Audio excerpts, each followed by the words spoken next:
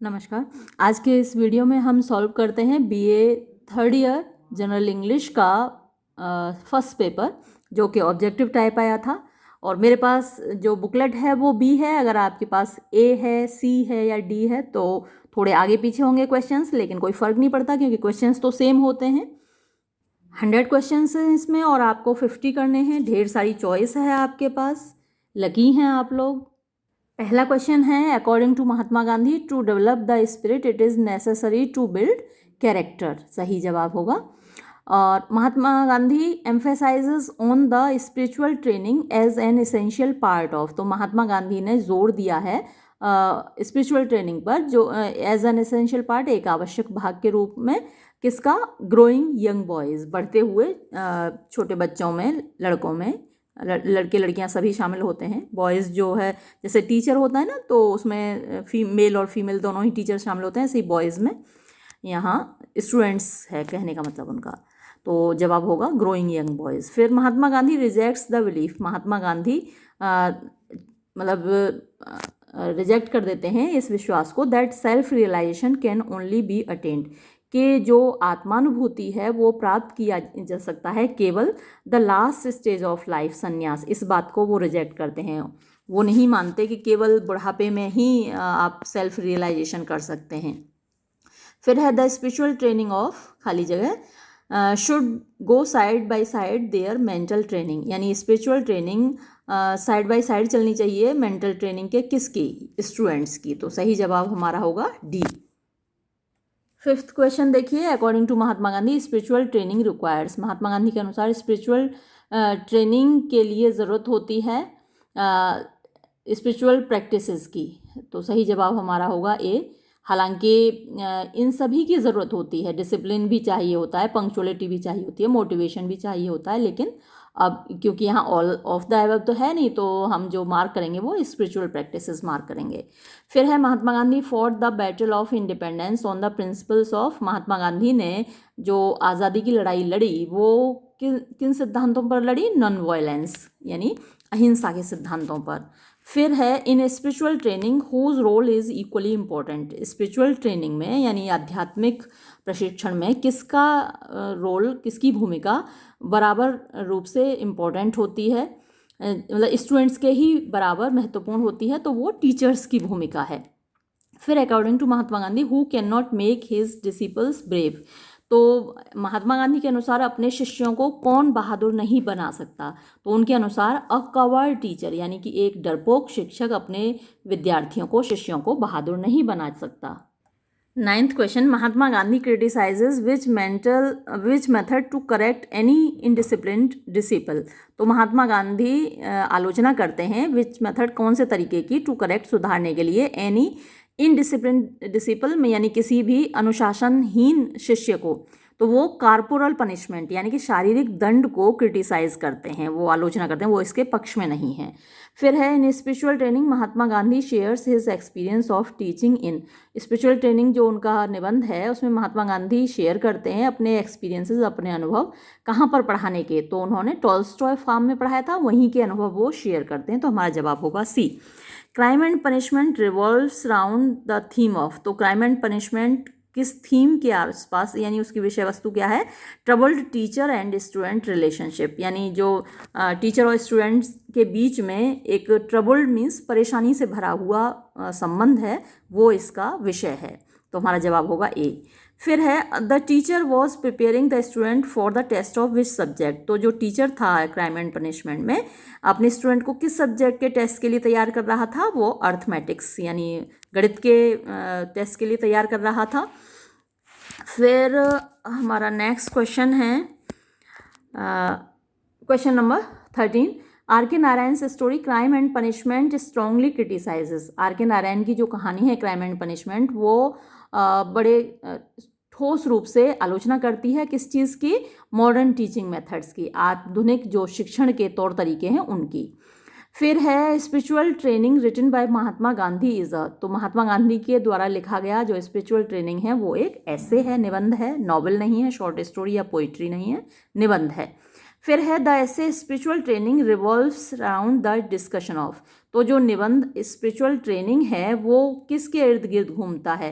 अब इसमें जो ऑप्शंस दिए हैं, Indian politics, spirit and spiritual world, religious belief या नन ऑफ द एबव। तो यहाँ जो सही जवाब होगा वो नन ऑफ द एबव होगा, क्योंकि जो स्पिरिचुअल ट्रेनिंग है उसमें ना तो भारतीय राजनीति डिस्कस की गई है, ना स्पिरिट और स्पिरिचुअल वर्ल्ड डिस्कस किया गया है, और ना ही उसमें रिलीजियस बिलीफ यानी कि धार्मिक विश्वास डिस्कस किए गए हैं। उसमें जो बच्चों की शिक्षा है, किस तरीके की उनकी शिक्षा होनी चाहिए, वो चीज़ डिस्कस की गई है, किस तरीके से उनको स्पिरिचुअल ट्रेनिंग दी जानी चाहिए। तो आपको लग सकता है कि स्पिरिट और स्पिरिचुअल वर्ल्ड इसका सही जवाब हो सकता है। स्पिरिट माने आत्मा और स्पिरिचुअल वर्ल्ड, और यहाँ जो टाइटल है वो भी स्पिरिचुअल ट्रेनिंग है, लेकिन ये सही जवाब नहीं है, क्योंकि वहाँ आत्मा और आध्यात्मिक संसार की बात नहीं की गई है, वहाँ स्टूडेंट्स के प्रशिक्षण की बात की गई है। तो हमारा जो जवाब है नन ऑफ द एबव यहाँ पर सही है। फिर है Mahatma Gandhi through this essay has criticise. Mahatma Gandhi ने इस निबंध के माध्यम से किस चीज़ को क्रिटिसाइज किया है? तो violence, non violence, democracy, secularism. तो ना तो उन्होंने सेकुलरिज्म को क्रिटिसाइज किया है, ना डेमोक्रेसी को, ना नॉन वायलेंस को। उन्होंने वायलेंस यानी कि जो बच्चों को शारीरिक दंड दिया जाता है उसको क्रिटिसाइज किया है। तो इसके अलावा और कोई ऑप्शन इसमें सही नहीं हो सकता, केवल वायलेंस ए सही है। क्वेश्चन नंबर 17 देखिए, Mahatma Gandhi is a common and popular name of. तो महात्मा गांधी एक सामान्य और लोकप्रिय नाम है, किसका नाम है? मोहनदास करमचंद गांधी का। तो हमारा जवाब सी हुआ। Mahatma Gandhi is most deservingly known as. तो महात्मा गांधी को मतलब डिजर्व करते हैं, वो इसके लायक हैं और उनको जाना जाता है फादर ऑफ द नेशन यानी राष्ट्रपिता के रूप में। फिर spiritual training means the promotion of the. तो स्पिरिचुअल ट्रेनिंग का मतलब है कि किस चीज़ का प्रमोशन, किस चीज़ को बढ़ावा देना? कल्चर ऑफ द स्पिरिट, जो आत्मा है उसके संस्कृतिकरण को बढ़ावा देना, वो है स्पिरिचुअल ट्रेनिंग का मतलब। तो हमारा जवाब होगा बी। फिर है Mahatma Gandhi has given more importance to the what kind of training. ये थोड़ा सा यहाँ पे प्रिंटिंग मिस्टेक है, to what kind of training, the नहीं आना चाहिए। तो महात्मा गांधी ने किस प्रकार के प्रशिक्षण को महत्व दिया है? उन्होंने स्पिरिचुअल ट्रेनिंग को महत्व दिया है। तो हमारा जवाब होगा सी। फिर नेक्स्ट क्वेश्चन देखिए, Swami Vivekananda was born on. Swami Vivekananda पैदा हुए थे 1863 में। हमारा जवाब होगा C. On which Hindu festival Swami Vivekananda was born. तो किस हिंदू त्यौहार को स्वामी विवेकानंद पैदा हुए थे? वो मकर संक्रांति को पैदा हुए थे। फिर the original name of Swami Vivekananda is. तो स्वामी विवेकानंद का जो ओरिजिनल नेम है वो था नरेंद्र नाथ दत्ता। तो हमारा जवाब होगा सी। हु सेड, किसने कहा था? I shall not learn the language of the white master. मैं सफ़ेद यानी गोरे मालिकों की भाषा नहीं सीखूंगा, ये स्वामी विवेकानंद ने कहा था, लेकिन उन्हें अच्छे से आती थी भाषा अंग्रेज़ी। तो हमारा जवाब होगा यहाँ बी। फिर 25वां सवाल देखिए, which event was responsible for the turning point of Swami Vivekananda life.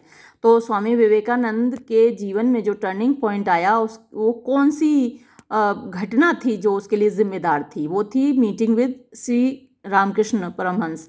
तो रामकृष्ण परमहंस से हालांकि ये जो सारी घटनाएं हैं ये सभी उनके लिए इम्पोर्टेंट है, शिकागो स्पीच भी उनकी लाइफ में बहुत इम्पोर्टेंट है, लेकिन उनके जीवन में जो मोड़ आया उनके गुरु के मिलने पर आया। जब वो स्वामी रामकृष्ण परमहंस से मिले तो एकदम से उनकी लाइफ बदल गई। तो हमारा जो जवाब होगा वो सी होगा। फिर in which year did Swami Vivekananda give a brief speech at Chicago. तो ये तो आपने बहुत अच्छे से पढ़ा है, मैंने अपलोड किया है। 1893 में ये भाषण दिया था स्वामी विवेकानंद ने। शिकागो भाषण उनका बहुत ही प्रसिद्ध है, बहुत अच्छा भाषण है वो। फिर है what was the theme of his speech delivered eight Chicago. तो शिकागो में जो उन्होंने भाषण दिया था उसकी थीम क्या थी? इंडिया और हिंदुइज्म उनकी थीम थी। हमारा जवाब होगा सी। फिर how did Swami Vivekananda start his speech at Chicago. Chicago में उन्होंने अपना स्पीच कैसे शुरू किया था? Sisters and brothers of America कह के उन्होंने अपना स्पीच शुरू किया था। इसके बाद अगला सवाल देखिए, ये है who founded Vedanta society of New York इन 1894। यानी 1894 में न्यूयॉर्क में वेदांता सोसाइटी की स्थापना किसने की? वो स्वामी विवेकानंद ने की। हमारा जवाब होगा बी। हु बोल्डली सेड, किसने बहादुरी के साथ कहा था that it is better to play football than reading Gita. Gita पढ़ने से फुटबॉल खेलना बेहतर है, ये किसने कहा था? अभी कोई कह दे तो फिर तो मुसीबत हो जाएगी, लेकिन ये स्वामी विवेकानंद ने बड़ी बहादुरी के साथ कहा था, क्योंकि वो शारीरिक प्रशिक्षण पर भी उतना ही जोर देना चाहते थे जितना मानसिक प्रशिक्षण पर। यानी आपके लिए पढ़ना जितना ज़रूरी है उतना शारीरिक विकास भी ज़रूरी है, खेलना भी आपके लिए, बच्चों के लिए उतना ही ज़रूरी है। तो ये स्वामी विवेकानंद ने कहा था।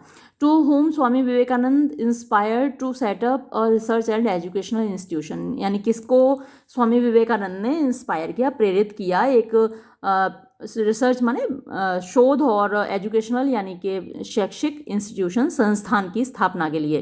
तो जमशेदजी टाटा को उन्होंने इंस्पायर किया। हमारा जवाब होगा सी। फिर है who considered Swami Vivekananda as the maker of modern India, कौन मानता था स्वामी विवेकानंद को कि वो आधुनिक भारत के निर्माता थे? नेताजी सुभाष चंद्र बोस उनको ऐसा मानते थे। हमारा जवाब होगा डी। नेक्स्ट क्वेश्चन देखिए, इन हिज शिकागो स्पीच, अपनी शिकागो भाषण में स्वामी विवेकानंद कॉल्ड फॉर, तो स्वामी विवेकानंद ने आह्वान किया किस चीज़ के लिए? वो है रिलीजियस टॉलरेंस, यानी धार्मिक सहिष्णुता का उन्होंने आह्वान किया कि हम सबको धार्मिक रूप से सहिष्णु होना चाहिए। फिर Swami Vivekananda is a figure responsible for introducing, Swami Vivekananda एक ऐसी शख्सियत हैं जो कि रेस्पॉन्सिबल हैं, जिम्मेदार हैं फॉर इंट्रोड्यूसिंग माने परिचय कराने के लिए Vedanta and yoga to the west, उन्होंने वेदांत और योग का परिचय कराया, पश्चिम के लोगों का परिचय कराया योग से और वेदांत से। तो हमारा जवाब होगा C. The Chicago speech by Swami Vivekananda was delivered is at, तो शिकागो स्पीच कहाँ दी गई स्वामी विवेकानंद के द्वारा? पार्लियामेंट ऑफ रिलीजन्स, धार्मिक संसद में।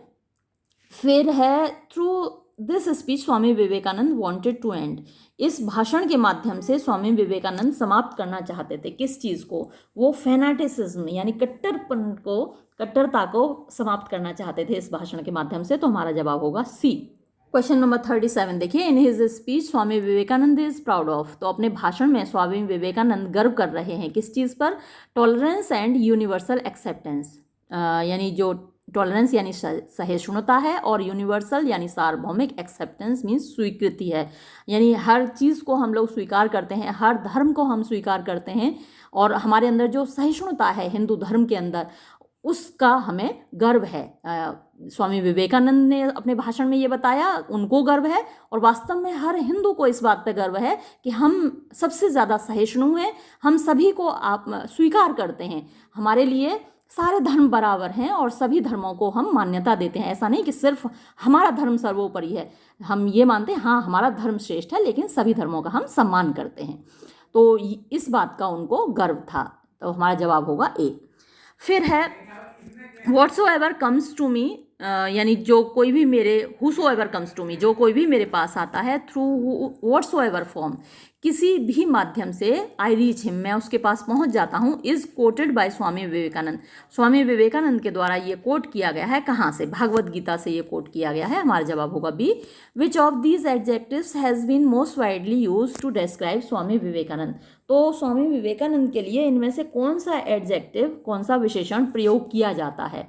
वो है वेदांतिक साइंटिस्ट, यानी वैदांतिक वैज्ञानिक हैं, वेदों के वेदांत के वो वैज्ञानिक हैं, तो ये एडजेक्टिव उनके लिए अक्सर यूज़ किया जाता है।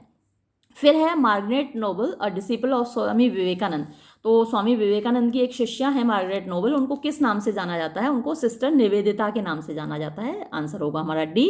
अगला सवाल देखिए, homage to Gandhi is written by, homage to Gandhi किसने लिखा है? जवाहरलाल नेहरू ने लिखा है। फिर है the occasion of writing homage to Gandhi was, homage to Gandhi लिखने का जो ओकेजन था, हालांकि ये लिखा क्या भाषण है, एक जो उनके द्वारा दिया गया है, यानी जवाहरलाल नेहरू जी के द्वारा भाषण दिया गया है, तो किस अवसर पर दिया गया? असैसिनेशन ऑफ महात्मा गांधी, यानी महात्मा गांधी की जो हत्या हुई थी उस ओकेजन पर, उस अवसर पर ये दिया गया भाषण है। हमारा जवाब यहाँ बी होगा। फिर homage to Gandhi begins with the line, तो होमेज टू गांधी जो शुरू होती है कहाँ से शुरू होती है? The light has gone out of our lives, ये पहली लाइन है, तो हमारा जवाब होगा ए। फिर है तो एक रोशनी हमारी ज़िंदगियों से चली गई है, ये पहली लाइन है होमेज टू गांधी की। हालांकि जो हमारे यहाँ बुक्स में दिया गया है वो दूसरा है, इट इज़ कस्टमरी से शुरू हो रहा है वो। तो 2 चैप्टर मिलते हैं और दोनों ही मैंने पढ़ाए हुए हैं। फिर according to Jawaharlal Nehru this light represent, Jawaharlal Nehru के अनुसार ये जो रोशनी है वो रिप्रेजेंट करती है, वो प्रतिनिधित्व करती है नॉन वायलेंस का, इटर्नल ट्रुथ या राइट वे ऑफ लिविंग, इन सभी चीज़ों का प्रतिनिधित्व करती है। तो हमारा जवाब होगा डी। फिर नेक्स्ट क्वेश्चन देखिए, अकॉर्डिंग टू जवाहरलाल नेहरू के अनुसार which is a poor way to pay tribute to Mahatma Gandhi, Mahatma Gandhi को श्रद्धांजलि देने का एक ख़राब तरीका क्या होगा? मोर्निंग हिज डेथ, उनकी मृत्यु पर शोक प्रकट करना या उनकी मृत्यु पर रोना, विलाप करना, वो गलत एक ख़राब तरीका होगा।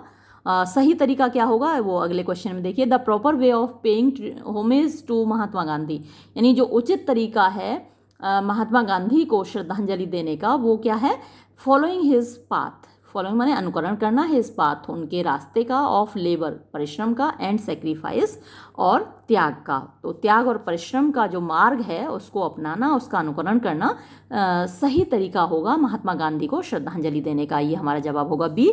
फिर homage to Gandhi was addressed, तो होमेज टू गांधी मैं आपको पहले ही बता चुकी हूँ, ये एक भाषण है जो उन्होंने ऑल इंडिया रेडियो पे दिया था। तो ये सवाल भी यही पूछ रहा है, was addressed in form of a speech to the nation, राष्ट्र को दिया हुआ एक भाषण था। और ये ओवर यानी किसके ऊपर दिया गया था? ऑल इंडिया रेडियो, यानी जो हमारा रेडियो था भारत का, जिसको आकाशवाणी कहते हैं हिंदी में, उस पर दिया गया था। इन his speech Jawaharlal Nehru wants the public of upcoming, तो अपनी भाषण में जवाहरलाल नेहरू जो चेतावनी देते हैं जनता को, वो कम्युनलिज्म की चेतावनी देते हैं कि भाई आप लोगों को झगड़ा नहीं करना है, आपस में झगड़ना नहीं है, यानी सांप्रदायिकता नहीं फैलानी है, तो उसकी चेतावनी देते हैं। हमारा जवाब बी होगा। नेक्स्ट क्वेश्चन है, who wrote the book the discovery of India, तो द डिस्कवरी ऑफ इंडिया जो किताब है वो किसने लिखी है? जवाहरलाल नेहरू ने लिखी है। हमारा जवाब सी होगा। In which year did Jawaharlal Nehru got Bharat Ratna, Jawaharlal Nehru को भारत रत्न किस साल मिला? इस पर बड़ी आलोचना भी हुई थी, क्योंकि उन्होंने भाई जो प्रधानमंत्री होता है ना वही तो देता है भारत रत्न, और जवाहरलाल नेहरू खुद प्रधानमंत्री थे। तो 1955 में उनको भारत रत्न मिला, तो बड़ी आलोचना हुई थी कि भाई खुद को ही जवाहरलाल नेहरू ने भारत रत्न दे लिया। तो उनको जो भारत रत्न मिला था वो 1955 में मिला था। फिर doctor S Radhakrishnan was the, तो डॉक्टर एस राधाकृष्णन थे सेकंड प्रेसिडेंट ऑफ इंडिया, मतलब भारत के दूसरे राष्ट्रपति थे। इसके बाद क्वेश्चन नंबर 52 देखिए, डॉक्टर सर्वपल्ली राधाकृष्णन वॉज, तो डॉक्टर सर्वपल्ली राधाकृष्णन थे इंडियन फिलोसोफर, भारतीय फिलोसोफर थे, दार्शनिक थे, और अभी तो उनके बारे में पढ़ाई की, वो सेकंड प्रेसिडेंट ऑफ इंडिया भी थे। यहाँ जो ऑप्शंस दिए हैं उनमें से जो सही जवाब है वो इंडियन फिलोसोफर है। फिर question number 53, the Hindu view of life is a book, यहाँ स्पेलिंग गलत है, रिटन बाय होना चाहिए। तो हिंदू व्यू ऑफ लाइफ जो किताब है वो डॉक्टर एस राधाकृष्णन ने लिखी है। हमारा जवाब होगा बी। अब देखिए question number 54, throughout his life, अपने पूरे जीवन doctor S Radhakrishnan sought to define, doctor S Radhakrishnan ने कोशिश की परिभाषित करने की, किस चीज़ को? हिंदुइज्म को। फिर the lines to the ordinary mind judging poetry without entering into it belongs to, ये जो लाइन है वो कहाँ से है? ये एसेंस ऑफ पोइट्री से ली गई है। फिर 56वां सवाल देखिए, in the words of Shri Aurobindo, Shri Aurobindo के शब्दों में पोइट्री इज़ अ, जो कविता है वो साइकोलॉजिकल फेनोमेनन है। फिर doctor S Radhakrishnan contributed whole heartedly to make India, doctor Radhakrishnan ने अपना योगदान दिया पूरे दिल से भारत को बनाने में, अ डेमोक्रेटिक कंट्री, एक प्रजातांत्रिक देश। फिर है through the essay clean advocates of great ideals, advocates नहीं केवल एडवोकेट है। The doctor S Radhakrishnan has revealed thoughts of, तो इस निबंध के माध्यम से डॉक्टर एस राधाकृष्णन ने किसके विचार प्रकट किए हैं? वो डॉक्टर राजेंद्र प्रसाद के बारे में विचार अभिव्यक्त किए हैं। तो हमारा जवाब होगा B. According to doctor S Radhakrishnan what are the causes of war, यानी डॉक्टर राधाकृष्णन के अनुसार युद्ध के कारण क्या हैं? म्यूचुअल फियर, आपसी डर, डिस्ट्रस्ट, अविश्वास, इनसिक्योरिटी, यानी कि जो डर की भावना है, तो ये सारी चीज़ें युद्ध के कारण हैं, तो ऑल ऑफ द एबव आएगा। फिर according to doctor S Radhakrishnan, who guided India, किसने इंडिया का पथ प्रदर्शन किया इन इट्स फॉर्मेटिव ईयर्स, उसके शुरुआती सालों में, फॉर्मेटिव जबकि वो बनने के मतलब डेवलप हो रहा था आज़ादी के बाद, तो वो ईयर्स फॉर्मेटिव ईयर्स थे। तो उस वक्त किसने गाइड किया, किसने पथ प्रदर्शन किया भारत का? डॉक्टर राजेंद्र प्रसाद ने। तो हमारा जवाब होगा सी। फिर a clean advocate of great ideals doctor Rajendra Prasad is believed to have, तो इस निबंध में क्या विश्वास किया जाता है कि डॉक्टर राजेंद्र प्रसाद के अंदर क्या था? क्या थे वो? Man of service, renunciation, sacrifice, all of the above. तो ये सारी चीज़ें उनके अंदर थी। मैन ऑफ सर्विस यानी उनके अंदर सेवा भाव था, रिनंसिएशन उनके अंदर त्याग था, सेक्रीफाइस यानी बलिदान की भावना उनके अंदर थी। तो हमारा जवाब होगा डी। क्वेश्चन नंबर 62 देखिए, who among the following is considered true disciple of Mahatma Gandhi, तो इनमें से कौन महात्मा गांधी का सच्चा शिष्य माना जाता है? इसमें जो ऑप्शंस हैं उनमें डॉक्टर राजेंद्र प्रसाद उनके सच्चे शिष्य माने जाते हैं। According to the essay doctor Rajendra Prasad was against, इस निबंध के अनुसार डॉक्टर राजेंद्र प्रसाद खिलाफ थे किस चीज़ के? न्यूक्लियर आर्मामेंट्स के, यानी जो नाभिकीय हथियार हैं, है ना, एटम बॉम्ब वगैरह हैं, तो इनके खिलाफ थे वो। फिर है according to clean advocate of great ideals, इस निबंध के अनुसार which of the following can only given stability to human community, यानी इनमें से कौन सी चीज़ है जो कि मानव समाज को स्टेबिलिटी यानी कि स्थिरता प्रदान कर सकती है? तो न्यूक्लियर डिसआर्मामेंट, यानी जो आणविक हथियार हैं उनको ख़त्म करना। आर्मामेंट माने हथियारों का बनाना और डिसआर्मामेंट माने उन हथियारों को ख़त्म कर देना। तो आणविक हथियारों को ख़त्म कर देने से जो मानव समाज है उसमें स्टेबिलिटी आएगी, स्थिरता आएगी। हमारा जवाब होगा सी। फिर which of the following is not authored, यानी इनमें से कौन सी किताब नहीं लिखी गई है बाय आर के नारायण? तो मालगुडी डेज उन्होंने लिखा है, द गाइड भी उन्होंने लिखा है, द इंग्लिश टीचर भी उन्होंने लिखा है, ट्वेल्थ नाइट तो आपको पता ही होगा विलियम शेक्सपियर ने लिखा है। तो हमारा जवाब होगा D. Question number 66, which system of education was propounded by Mahatma Gandhi, तो महात्मा गांधी ने जो सिस्टम ऑफ एजुकेशन दिया था उसमें टीचिंग बाय एक्टिविटीज़ यानी क्रियाकलापों के द्वारा शिक्षा, टीचिंग थ्रू म्यूज़िक यानी संगीत के द्वारा शिक्षा, टीचिंग थ्रू मेडिटेशन यानी ध्यान के द्वारा शिक्षा, तो ये सारी चीज़ें उस सिस्टम ऑफ एजुकेशन में शामिल थी, उस शिक्षा प्रणाली में शामिल थी जो महात्मा गांधी ने दिया। तो हम यहाँ जो मार्क करेंगे वो डी को मार्क करेंगे। फिर है the theory of blank space was presented by Aurobindo Ghosh, तो औरबिंदो घोष के द्वारा कौन सा सिद्धांत दिया गया था? तो औरबिंदो घोष के द्वारा पैसिव रेजिस्टेंस का सिद्धांत दिया गया था। तो हमारा जवाब होगा सी। फिर है Aurobindo Ghosh is also known as, तो औरबिंदो घोष को माना जाता है, अब यहाँ जितने ऑप्शन दिए हैं वो सारे ही गलत हैं। पहला ऑप्शन दिया है फादर ऑफ द नेशन, ये गांधी को कहा जाता है। फादर ऑफ इंडियन एक्सट्रीमिज्म, ये बाल गंगाधर तिलक को कहा जाता है। Iron man of India, Vallabh Bhai Patel को कहा जाता है। Father of poetry, father of English poetry है वो चौसर को कहा जाता है। Father of Indian English poetry Nissim Ezekiel को कहा जाता है। तो ये चारों ऑप्शंस गलत हैं, लेकिन अगर यहाँ औरबिंदो घोष की जगह महात्मा गांधी लिखा होता तो ये father of the nation option सही होता। तो ये क्वेश्चन गलत है, इसका आप जो भी लगा के आए होंगे मेरे हिसाब से यूनिवर्सिटी आपको पूरे मार्क्स देगी। फिर है who is the author of ऐसे सेंस ऑफ पोइट्री, तो इस निबंध के लेखक कौन है ये आपको अच्छे से पता ही है, श्री औरबिंदो घोष ने लिखा है। फिर स्वामी विवेकानंद डाइड आना चाहिए ना, डाइज नहीं आना चाहिए, उनकी मृत्यु हुई एट द एज ऑफ 39, 39 साल की उम्र में उनकी मृत्यु हुई। तो हमारा जवाब होगा बी। फिर है next question, the word homage stands for, तो जो होमेज माने श्रद्धांजलि होता है, इस शब्द का मतलब क्या है? श्रद्धांजलि, और इंग्लिश में हम इसको कैसे बताएंगे? पेइंग ट्रिब्यूट यानी श्रद्धांजलि देना। फिर टीचर्स डे इज सेलिब्रेटेड, शिक्षक दिवस कब मनाया जाता है?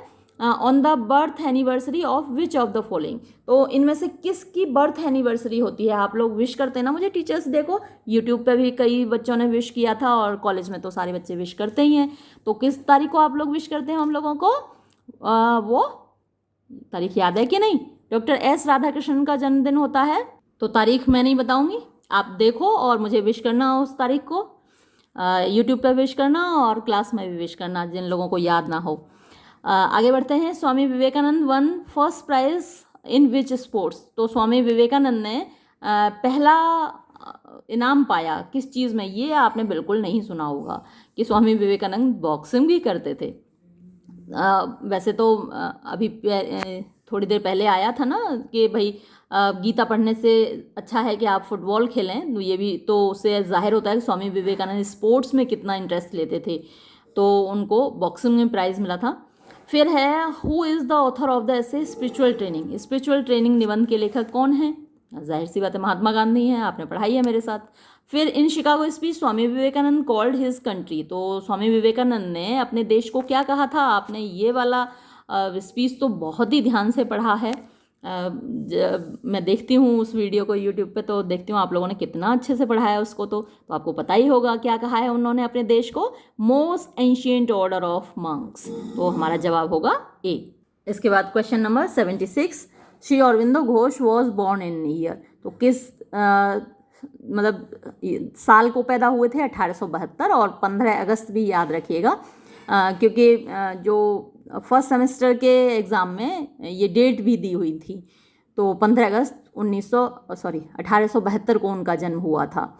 फिर yoga transforms the human kind life and body to superman, this philosophy was given, तो योग के बारे में ये किसने कहा था कि ये मानवता को, जीवन को और शरीर को बिल्कुल सुपरमैन बना देता है, यानी मानवता से ऊपर मानव बना देता है, तो ये किसने कहा था?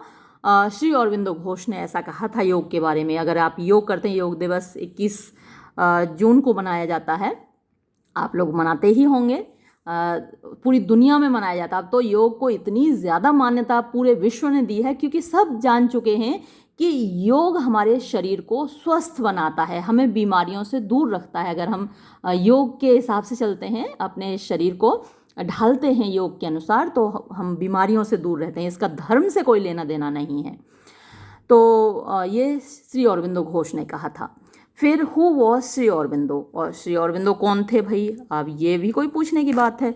ए योगी थे, अ पोइट भी थे, फ्रीडम फाइटर ये भी थे, तो हमारा जवाब होगा ऑल ऑफ द अबव, सब कुछ थे वो। फिर in which year did Shri Aurobindo join Congress national party, तो कांग्रेस उन्होंने ज्वाइन की थी 1906 में, हमारा जवाब होगा बी। फिर नेक्स्ट क्वेश्चन देखिए, which of the following book is written by Shri Aurobindo. Shri Aurobindo ने सावित्री लिखा है, ये तो आपको अच्छे से मालूम होगा।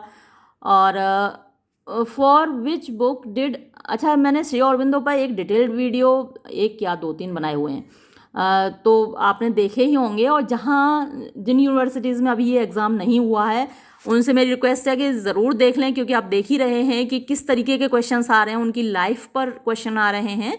तो उनकी लाइफ को जानने के लिए मैंने श्री अरविंदो के लाइफ एंड वर्क्स पर एक डिटेल्ड वीडियो बनाया है, वो ज़रूर देख लें, आपके लिए यूज़फुल होगा। फिर है अच्छा आर के नारायण पर भी डिटेल्ड वीडियो, कई इन ऑथर्स पर डिटेल्ड वीडियो हैं, वो आप देख लीजिएगा।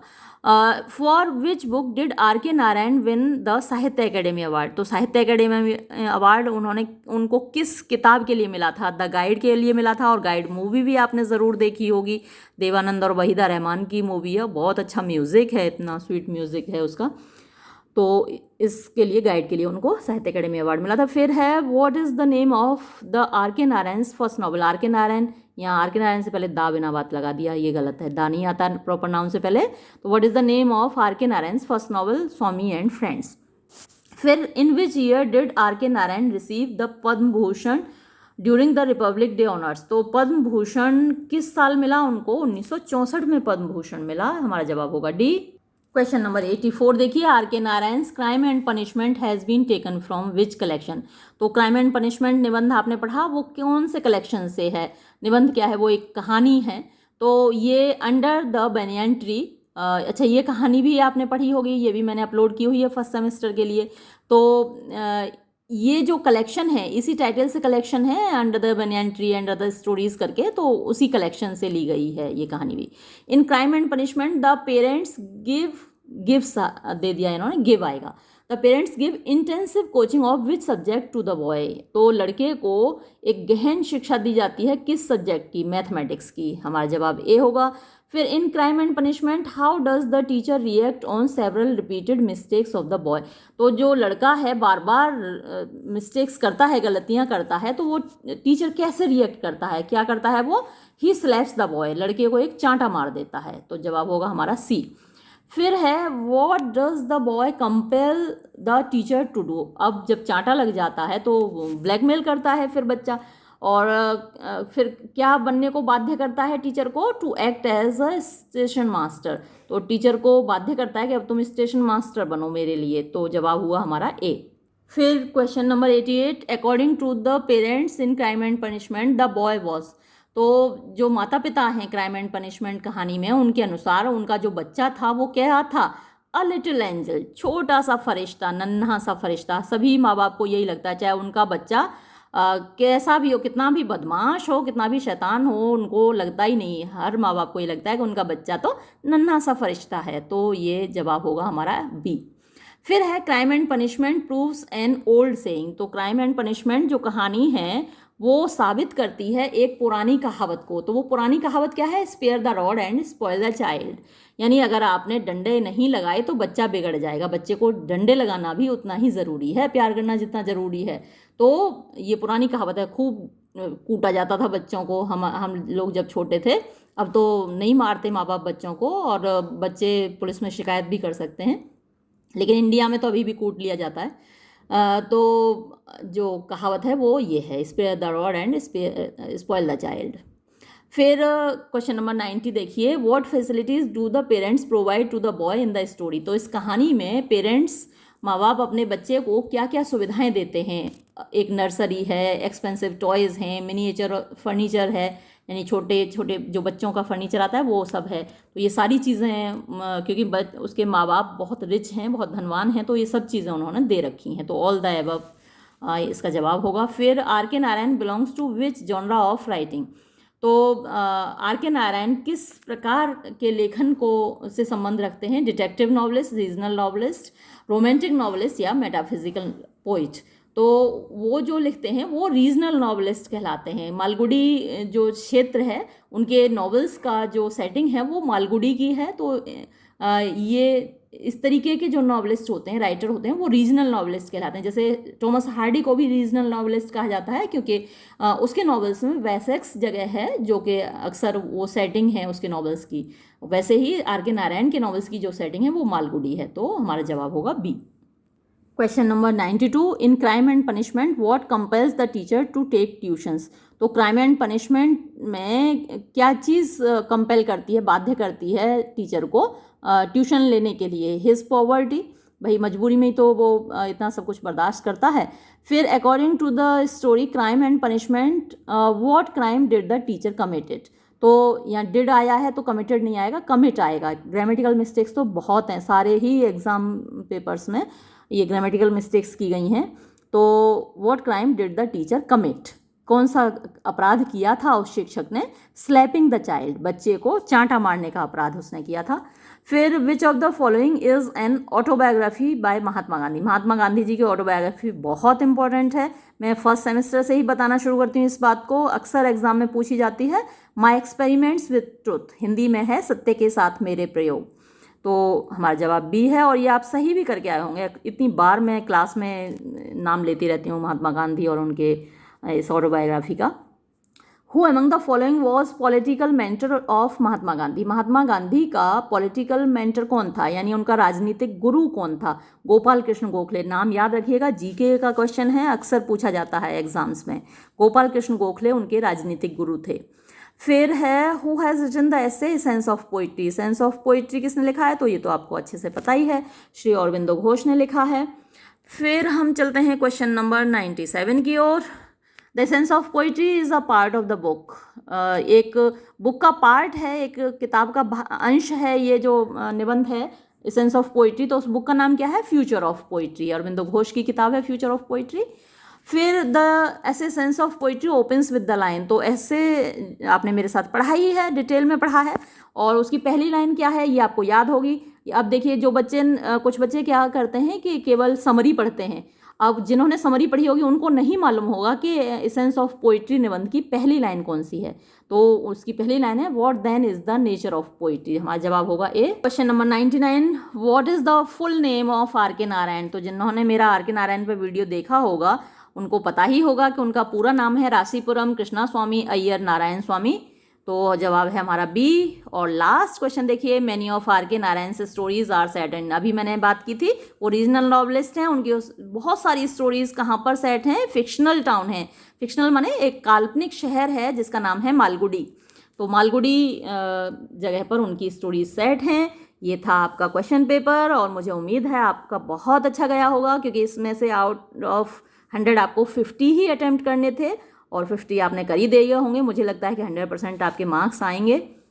जो भी मेरे स्टूडेंट्स रहे हैं, रेगुलरली आए हैं, वो ज़रूर 100% मार्क्स लेके आएंगे। ठीक है, ये वीडियो मैं यहीं समाप्त करती हूँ। धन्यवाद।